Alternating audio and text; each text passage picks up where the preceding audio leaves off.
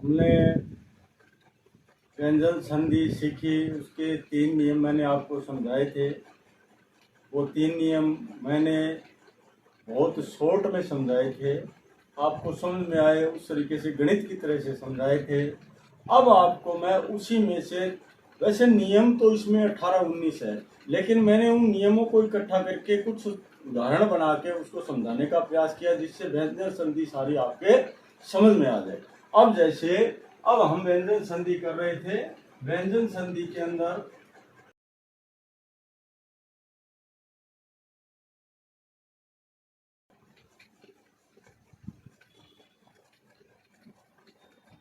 तत् प्लस लीन।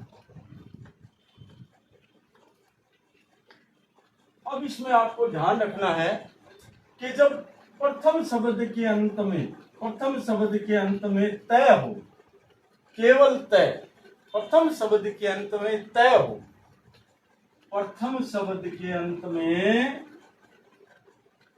प्रथम शब्द के अंत में तय वर्ण हो,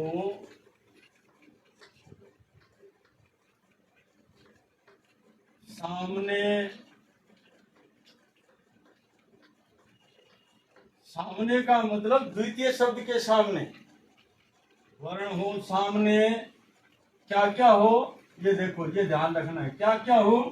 तो इसके सामने लय हो, लय हो,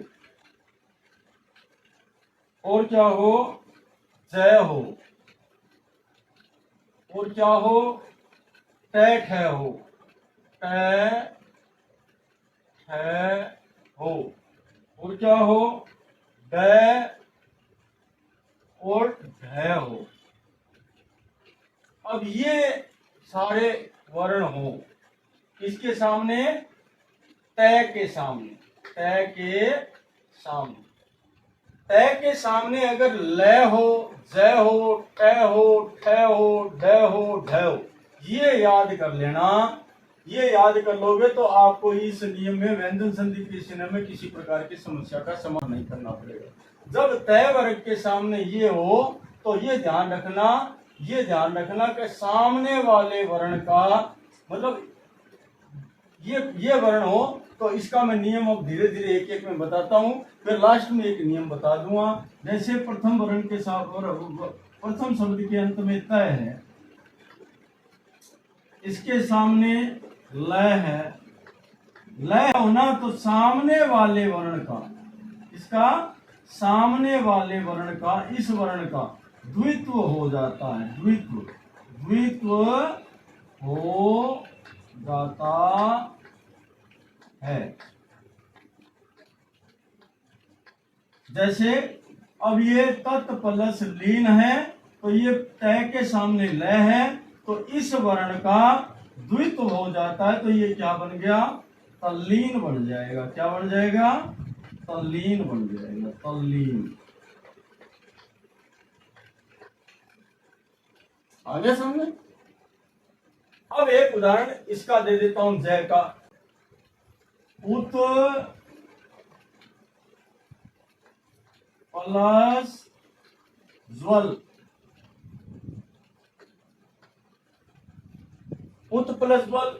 अब ये प्रथम शब्द के अंत में तय आ गया, नियम लग रहा है अपना, प्रथम शब्द के अंत में तय आ गया, नियम लग रहा है।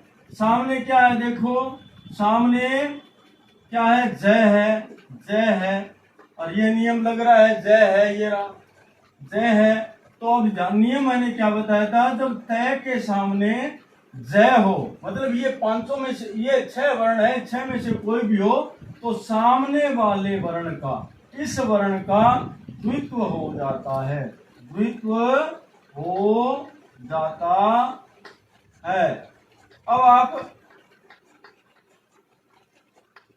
आप कई बार ये प्रश्न पूछा जाता है, आरएस में भी पूछा गया था, तो ये आपको पूछा जाता है शुद्ध है या अशुद्ध है, कौन सा शुद्ध है, तो आप आसानी से बता सकते हो कि कौन सा शब्द शुद्ध है। तो अब ये उत प्लस ज्वल है, तो इस वर्ण का द्वित्व हो जाता है, तो ये क्या बन जाएगा, देखो क्या बन जाएगा। अब इसका इसका क्या बन जाएगा, जय बन जाएगा। जय बन जाएगा तो उज्ज्वल डबल हो जाएगा, ये द्वित्व हो गया उज्ज्वल।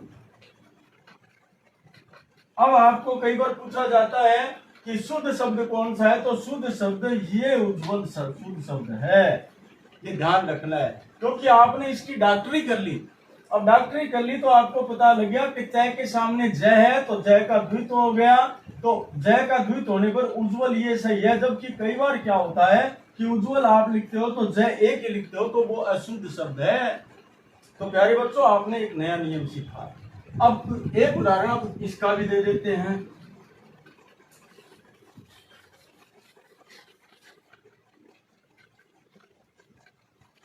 अब इसको तोड़ना सिखाते हैं, तट्टिका। अब आपको सोचने की जरूरत नहीं है, ये देखो द्वित्व शब्द है। क्या है, द्वित्व शब्द। क्या है ये, द्वित्व वर्ण है। द्वित्व वर्ण हमेशा ध्यान रखना, तय में टूटेगा तो इसका संधि विच्छेद क्या होगा, इसका संधि विच्छेद होगा तत् प्लस टीका। क्या होगा, तत् प्लस टीका। अब ध्यान रखो, ये देखो तय प्रथम शब्द के अंत में तय वर्ण है, तय वर्ण के सामने कौन सा वर्ण है, देखो तय है, तो हमारा नियम ये लग रहा है तय वर्ग के सामने तय है, ये रहा तय है। तय का मतलब तय ठय डय ढय, तय वर्ग पूरा, तय वर्ग पूरा कोई वर्ण हो, तय वर्ग का कोई वर्ण हो, कोई वर्ण, तय वर्ग का कोई भी वर्ण होगा तो ये क्या हो जाएगा, द्वित्व हो जाएगा। क्या हो जाएगा, द्वित्व हो जाएगा। तो ये तय के आगे तय है, तय ठय डय ढय, तय वर्ग के कोई वर्ण हो तो तय के आगे ये हो तो ये सामने वाले वर्ण का द्वित्व हो जाता है, द्वित्व हो जाता है। तो ये क्या बन गया, ये बन गया तट्टिका। ये गणित की तरह से है, आया समझ। अब इसके आगे वाले एक उदाहरण और दे देते हैं, देखो अब एक उदाहरण और दे देते हैं, उत प्लस डयन। अब प्रथम शब्द के अंत में क्या है, मैंने बताया था तय होना चाहिए, तय है। अब इसके सामने क्या है, डय है, डय है तो टय वर्ग का है, डय है तो इस वर्ग का डय, तय के सामने टय वर्ग का कोई सा ही वर्ण हो तो ये द्वित्व हो जाता है। द्वित्व का मतलब दो हो जाते हैं, द्वित्व हो जाता है, द्वित्व हो जाता है। तो ये डय द्वित्व हो जाएगा, तो ये क्या बन जाएगा, ये तय का डय बन जाएगा और ये बन जाएगा उड्डयन। क्या बन जाएगा, उड्डयन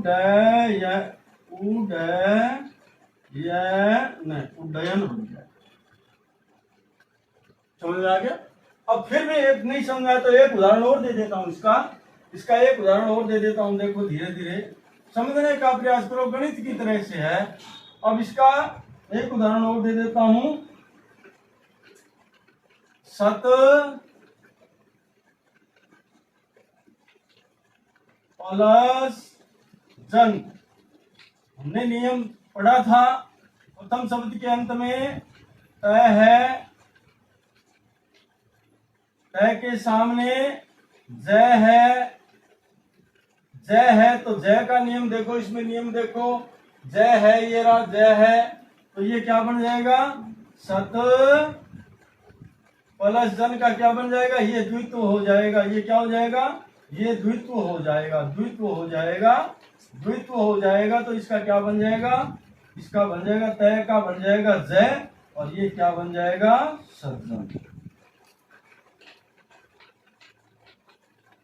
आया समझ। अब इसके अलावा आपको व्यंजन संधि के 4 नियम मैंने सरल करके बता दिए हैं। सारी व्यंजन संधि को 4 नियमों में समेटने का प्रयास किया है, शायद आपको पसंद आया होगा। आप इसे करके देखना। आप जहां भी उदाहरण लिखे व्यंजन संधि, व्यंजन तो है ही क्योंकि दोनों व्यंजन है, स्वर से व्यंजन व व्यंजन से व्यंजन के मेल को व्यंजन संधि कहते हैं, नियम बताया हुआ है। तो ये व्यंजन संधि आपकी पूर्ण हो गई। इसमें कोई भी समस्या आई है आपको तो आप कमेंट करके बताएं, ताकि मैं आपको और सरल करके समझाने का प्रयास करूंगा। क्योंकि लोग आपको नोट्स देते हैं, नियम रटना देते हैं, आप रटते हो, ये प्रैक्टिकल है। मैं आपको प्रैक्टिकल करके सिखाने का प्रयास कर रहा हूं कि किस वर्ण के सामने कौन सा वर्ण हो। अगर इसके सामने लय जय हो, टै वर्ग का कोई वर्ण हो तो वो द्वित्व हो जाता है। जैसे जय आया तो जय का द्वित्व हो गया, सर्जन बड़ा। ऐसे मैंने आपको 4-5 उदाहरण करवाए हैं, जिससे आपको शायद व्यंजन संधि का ये जो 4-5 नियम थे मैंने एक साथ मिलाकर के समझाने का प्रयास किया है। आपको व्यंजन संधि अच्छी तरह समझ में आ गई होगी। धन्यवाद। आप मेरे चैनल को अगर आपको अच्छा लग रहा है, यदि आपको समझ में आ रहा है तो सब्सक्राइब करें, लाइक करें और कमेंट भी करें, ताकि मुझे लगे कि बच्चों को पसंद आ रहा है। क्योंकि मैं 32 साल से हिंदी पढ़ा रहा हूं और मेरा अथक प्रयास रहता है कि मैं बच्चों को ज्यादा से ज्यादा सिखाने का प्रयास करूं। और मैं ज्यादा से ज्यादा सिखाने के लिए खुद प्रयास करता हूं कि किस नियम को किस नियम से जोड़ने पर कौन सा सरल नियम बनेगा, वो बनाने का प्रयास करता हूं। क्योंकि मैंने संस्कृत में भी एमए की है, हिंदी में भी एमए की है, तो मैं संस्कृत की सहायता भी लेता हूं, हिंदी की सहायता लेता हूं। इस प्रकार दोनों को मिलाकर के सरल नियम बना करके आपको समझाने का प्रयास करता हूं, ताकि आपको किसी समस्या का प्रतियोगी परीक्षा में सामना न करना पड़े। शब्द देखते ही आप तुरंत उस शब्द को पहचान लोगे कि इसमें क्या है। और इससे आपको, अगर आपको संधि अच्छी तरह आ गई तो वर्तनी संबंधी अशुद्धि आपकी कभी नहीं होगी। धन्यवाद प्यारे बच्चों।